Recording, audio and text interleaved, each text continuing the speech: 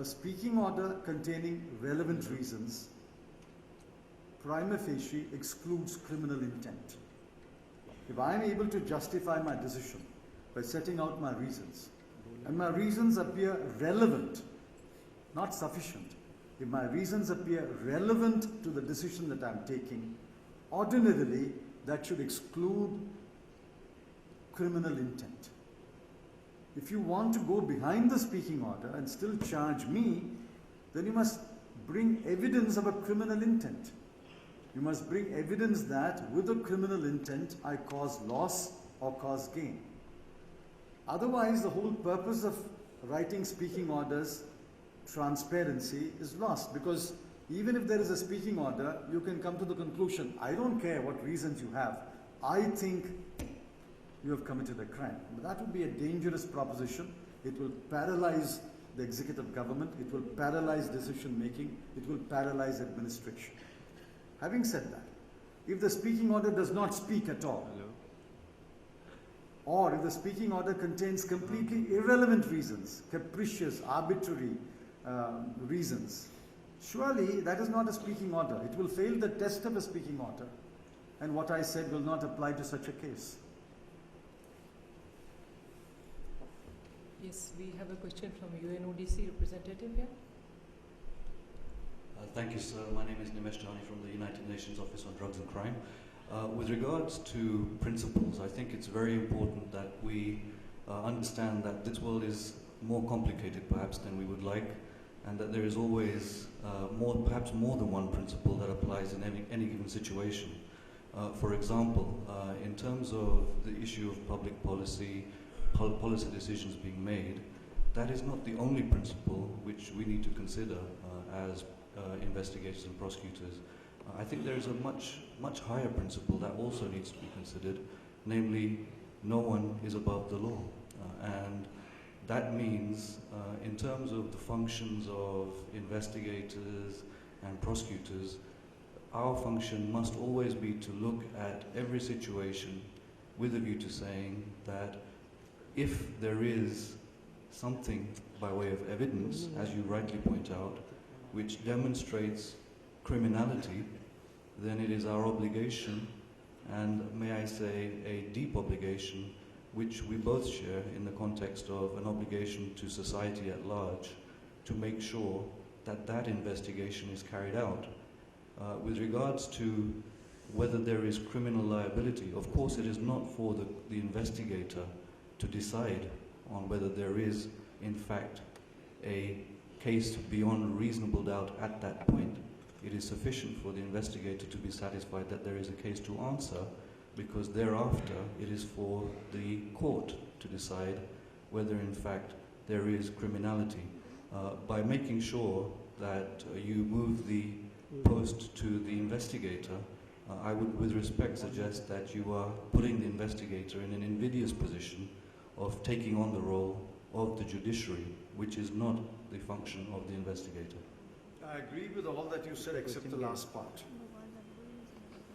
I think there is error in your reasoning. The investigator must be able to cross a threshold before a person is charged. Just as the principle, howsoever high you may be, the law is above you, which is what you said, is a sacred principle. There is an equally sacred principle: every person is presumed innocent unless proved guilty beyond reasonable doubt. You must be able to cross the threshold. That threshold cannot be crossed merely on suspicion. That threshold cannot be crossed merely because you question the policy behind the decision.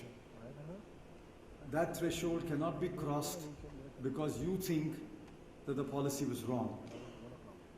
That threshold cannot be crossed because the investigator thinks another policy is better than the adopted policy. Those would be dangerous steps to take and justified by saying, I'm crossing the threshold. What you said earlier is absolutely right. If you find criminal intent, you must cross the threshold and say, I've crossed the threshold, I'm now in a court of law, I find there is evidence of criminal intent. Now the court will decide whether the crime has been committed.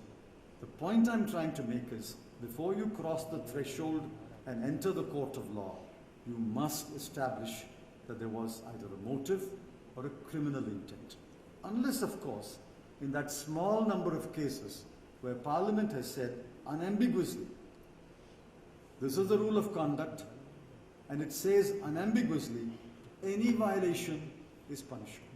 That small number of cases, I agree the principle of strict liability will apply. But unless there is express language to exclude state of mind, unless the language of the law clearly excludes mens rea, I would respectfully argue that you must show that there was a criminal state of mind before you can charge anyone of having committed a financial crime.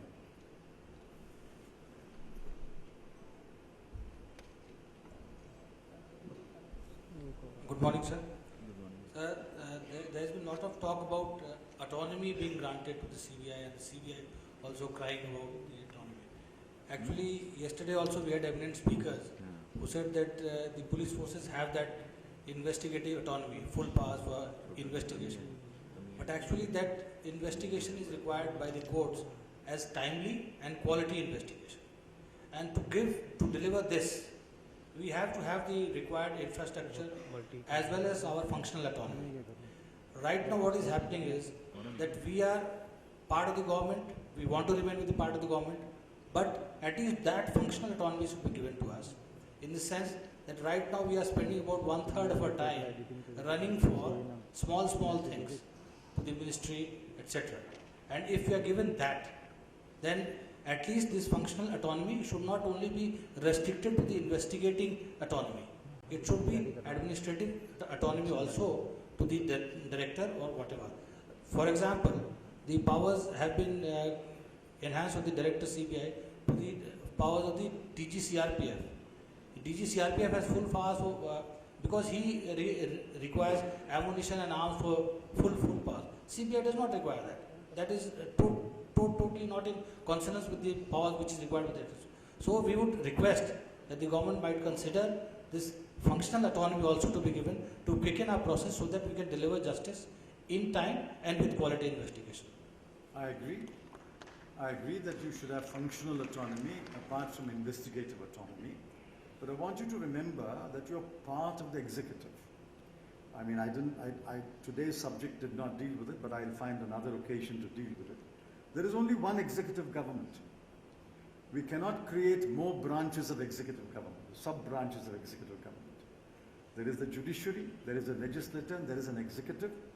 CBI is part of the executive government. And therefore, the CBI is as much bound by the general principles which apply to all wings of the executive government. For example, the general financial rules.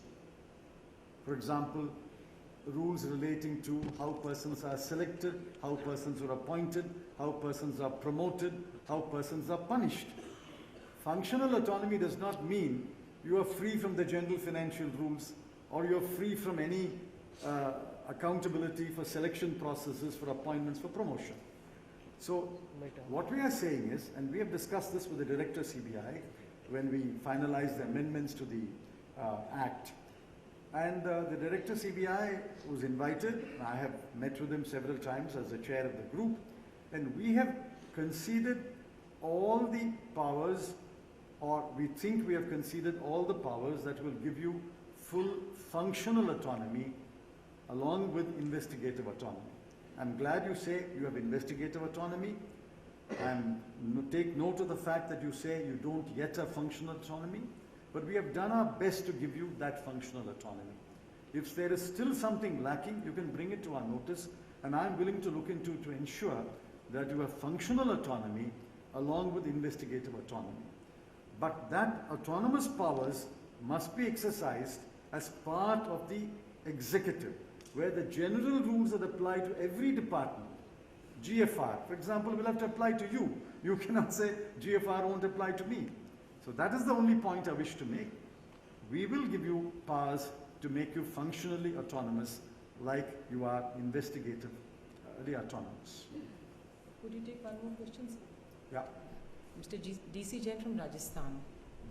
Sir, you referred to in your speech about this issue of policy making and policing.